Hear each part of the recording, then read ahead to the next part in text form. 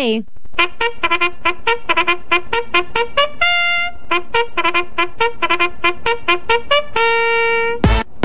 Nandito na si Diego, pati na rin si Shai. Kasama si Tanghenyo, don't tell a lie. Handa ka na ba? Sumakit ang panga. Ay rambulan sa umaga, umpisa na. Rambulan, rambulan, rambulan sa umaga. Rambulan, rambulan, rambulan sa umaga. May sunog! Takbo na. Takbo na! Takbo. Yung mga gamit nyo. Takbo. Yung rep. May sunog. Tulong. Dali. Tulong, help. Magano kayo ng tubig. Hello, help. Oo, yung Maglolo. ice, yelo. Maglolo. Tulong po, may sunog po. Hello, help. Yung stuffed toy na teddy bear. Grabe. Takbo na. Grabe yung apoy, ang init. Huwag mong kalimutan magbaon ng brief pag lalayas ka na. Kaya nga eh. Help. Tapos wag kang tumakbo na wala kang suot-suot na brief. Yun din, nakakahiya. Lalabas ka na lang sa balita, wala ka pang brief. Ay nako, tapos interviewin ka pa sa TV, wala kang brief. Nako, tapos wag mong kalimutan mag-toothbrush ka rin. Grabe talaga, sunog. Help. Hala, kawawa. Hala.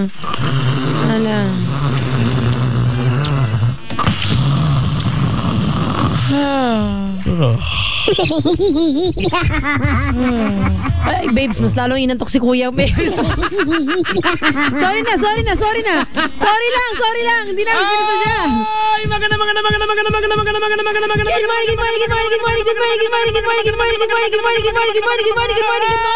Good morning.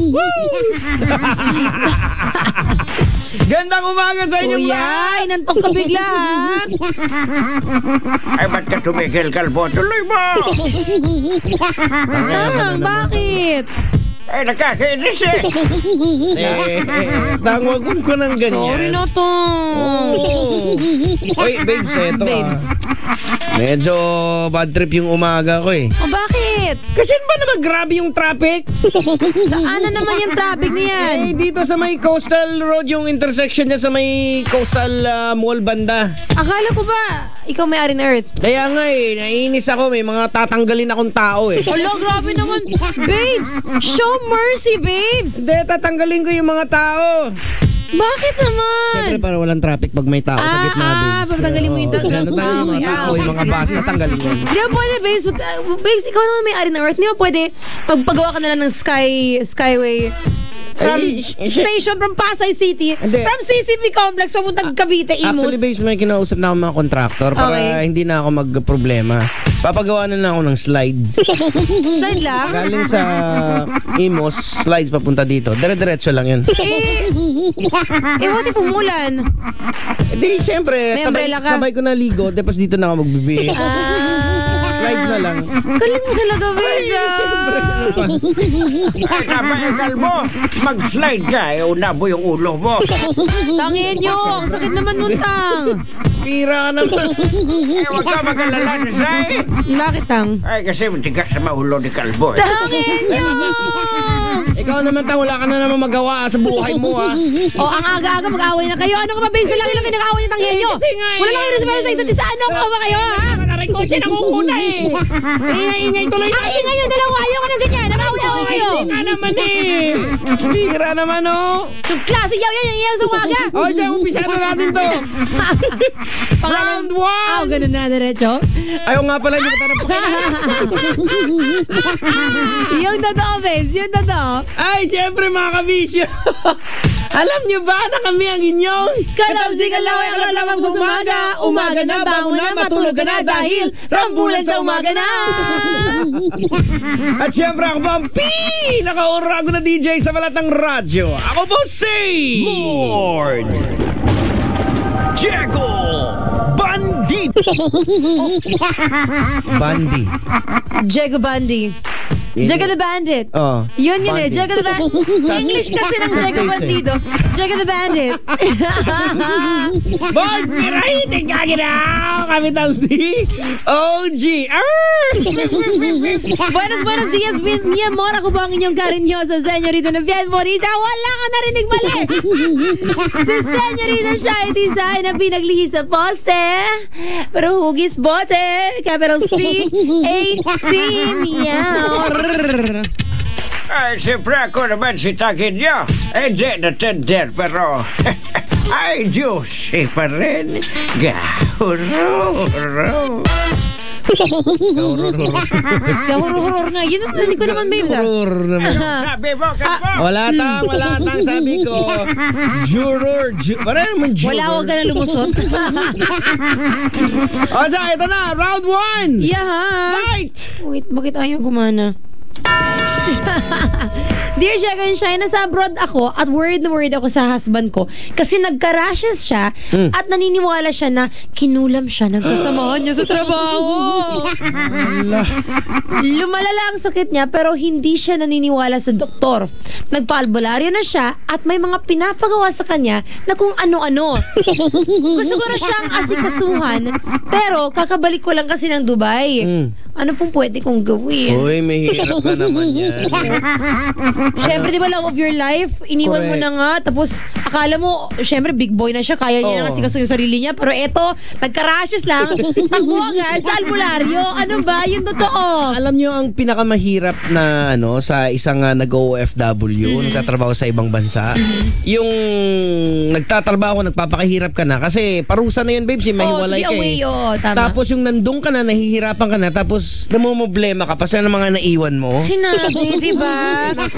Pero ang nakakainis dito, dapat inaasahan mo yung asawa mo na siya na bahala magbantay, siya na bahala.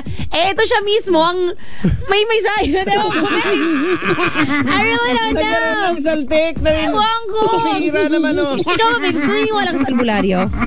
Naniniwala ako na may albularyo para sa mga ginagawa nila. Oh, yun, tama. Naniniwala ka na may albularyo, pero naniniwala ka ba sa mga ginagawa nila na posible tama mga ginagawa nila at effective? Ako, babes, doon pa rin ako i-invest pa rin ako sa science. Kasi science yun eh. Check. Pinag-aralan yun eh. Oo, diba? Hindi fact na fact pa rin. Hindi yung sa mga albularyo.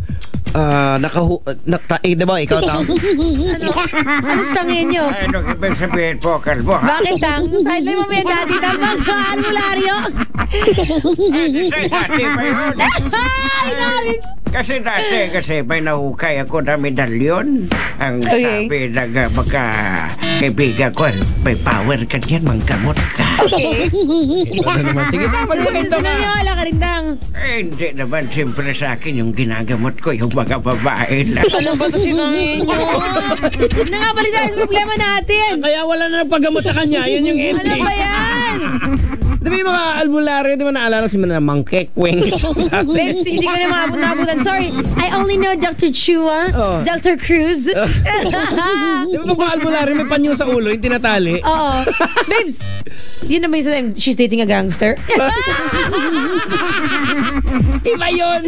Ay, iba ba yun? Pero parang albularyo nga. Sa mga albularyo kasi yung parang feeling lang nila kuno na parang pausok-usukan ka o ano-ano dyan. Tusok-tusukan mga hindi dapat tinutusok. Uy, may mga reseta sa'yo. Ito, inumin mo to. Tapos pag sumakit meron pa ba mga pangontra, babe, sa pagkulam sa'yo? Halimbawa, kinulam ka. Halimbawa, ito, pag sumakit yung yung katawan mo, ang gawin mo tusukin mo lang. Saan yung masakit? Ito yung karayom. Dok, parang medyo may rusty na tutok Natural yan. Okay lang yan. Yan ang pangontra. Dok, anong tetanus, Dok? Yan nga, pangontra sa tetanus. Pag na-tetanus ka, ano bigyan mo sa akin kung may tetanus ako? Ano mangyari sa'yo pag may tetanus ka? Di ba sasakit yung katawan ko lalo? Yung ending? Patay na ako. Wala ka ng sakit. Di ba yan ang albularyo? Hira naman. Kakainis. Napakahirap nga naman ito, misis. So, siguro kung sinong pwede mong pakiusapan. I'm sure may mga relatives ka naman kahit paano, di ba? Lambingin mo na lang sila, padala mo ng tsokolate pagkatapos na nilasik ka ng asawa mo. Pag hindi pa rin talaga kaya, pauwi mo nun sa nanay niya. What if wala siyang nanay, babes? Ito, may doktor na nag-ano sa atin. Sabi niya, ito lang, all signs and symptoms entails medical explanation. It always, English babes sorry. It always a warning that something is wrong in the body. English kasi. Eto lang, all signs and symptoms entails medical explanation. It always is a warning that something is wrong in the body. Yan. Hello! Biglang nang halar, di ba? Walang CCTV ang mangkukulam para malaman kung nasaan ka para makulam ka. Oha. Yan, si Doc Ming. Na. Iba talaga si Doc Ming Nay, sa susunod, pag nag-text ka, wag English Hindi, okay lang, ma'am. Okay lang, ma'am. Ang bahala kay Diego. Hira nun. Pero ito na lang uli, Mrs. Siguro the best way ng ganun, pag halimbawa, hindi pa rin kaya yung siguro, yung direct family niya na. Para nang sa ganyan maalalayan siya. Pero babes, hindi na ako mupukitanghin niya, babes totoo ba naging albularyo ka dati? Ay, gusto mo sa itawas kita kayo? Hindi, gusto ko sana. Si Diego, kulamin mo, subukan natin. Ay, di, matatabla dyan. Bakit? Bakit tang? Ay, tignan mo tsura niyo. Ano? Ay, mukhang magkukulam, matatabla. At pambihira ka tayo. Rambulan sa umaga.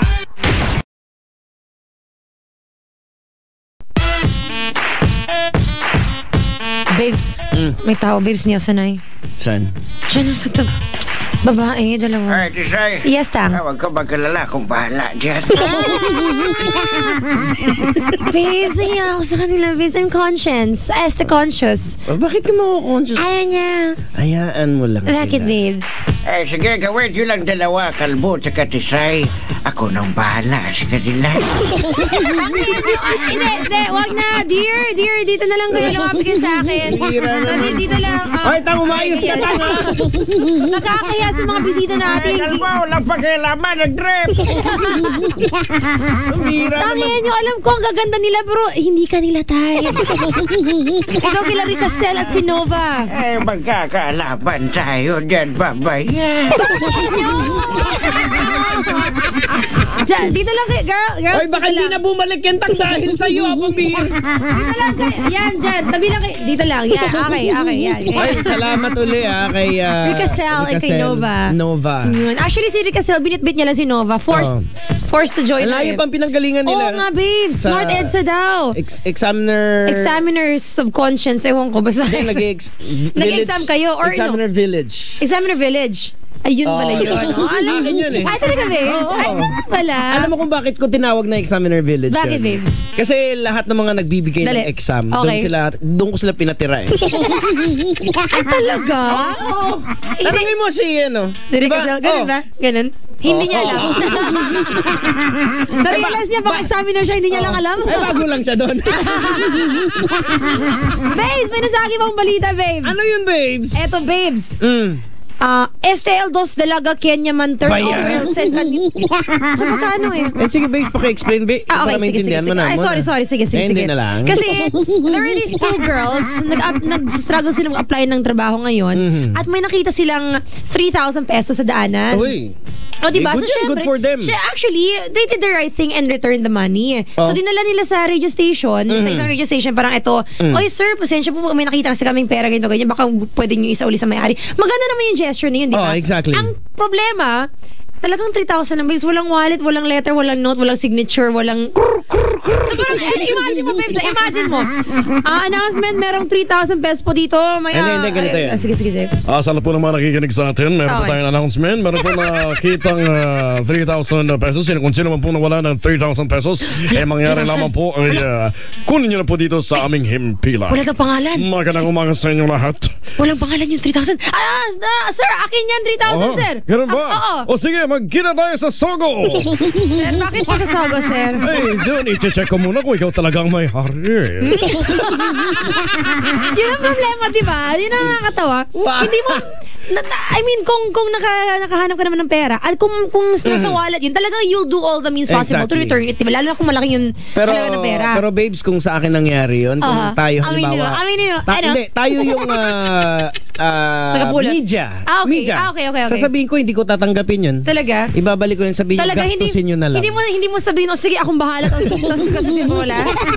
Sasabihin ko na lang talaga, gastusin. Kasi wala nang trail Totoo yan. Ano, fingerprint mo pa?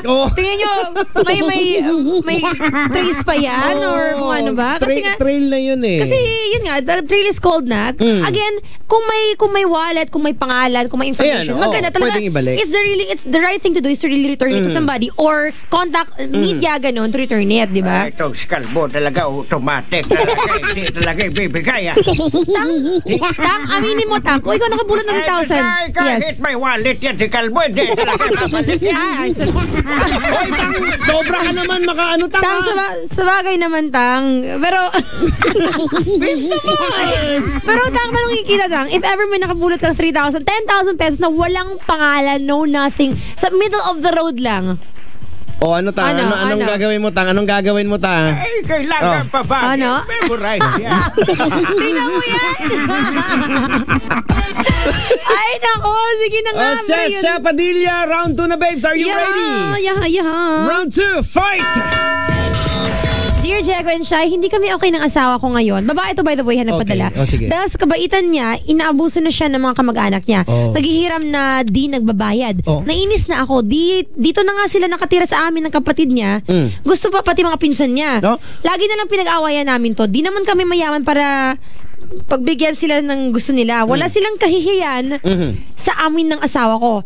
Masama tumulong, hindi masama tumulong, pero yung sobra na, nakakapikon na. Ouch. Mahal ko po asawa ko at ayoko naman nag-aaway kami dahil lang sa kanila. Kaso sobra na po sila. Ano po dapat ko gawin? Hindi ko po kayang mahayaan na abusuhin. Daming words, Yun na, slight babes. Stress out na ako.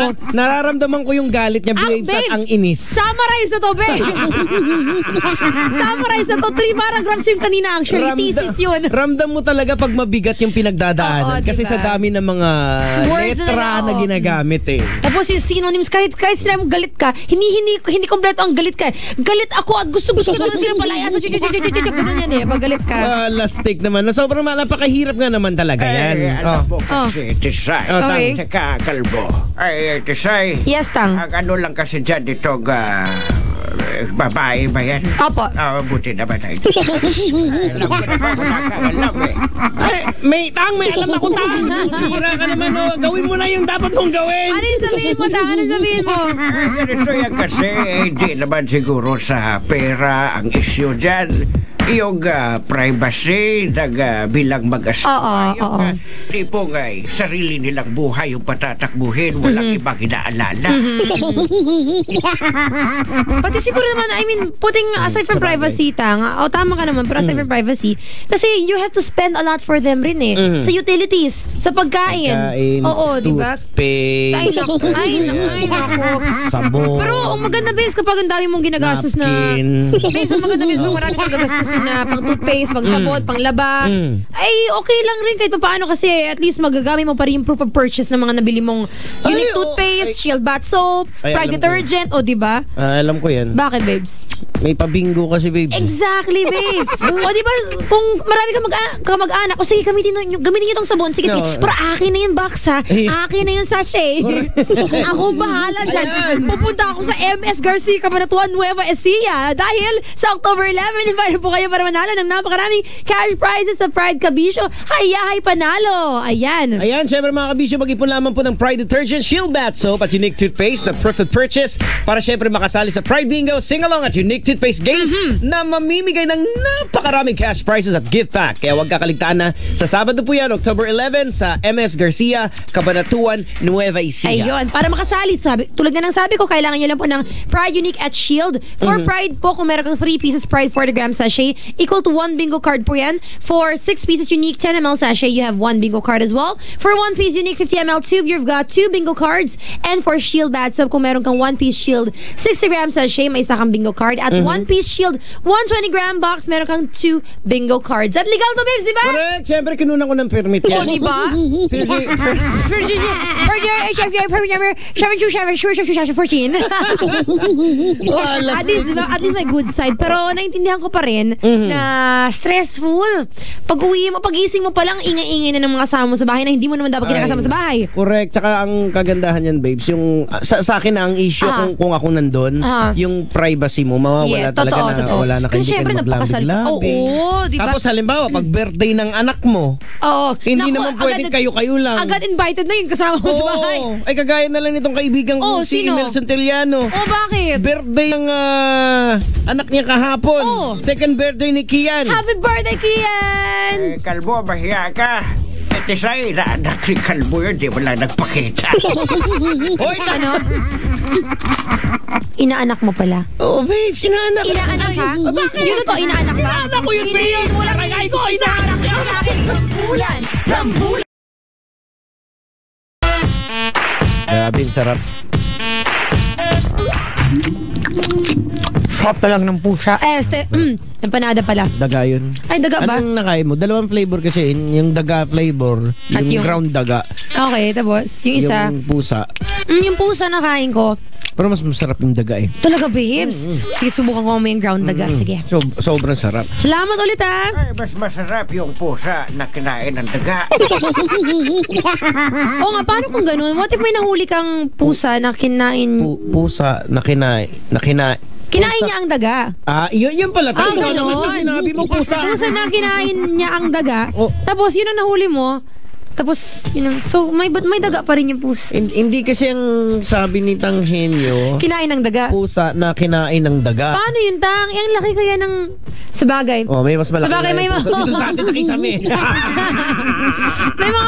may mga daga dito na laki-laki. Akala mo aso? Grabe.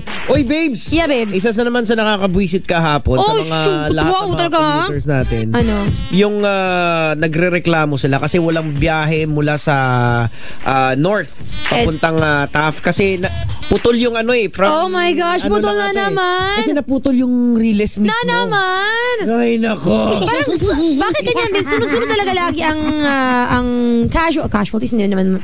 Usually, ang errors. Neglection na rin din, napabayaan eh. Kasi kung maganda yung maintenance, hindi magkakaganyan. Pag tuloy-tuloy, di ba, maintenance malayo niya. pa lang.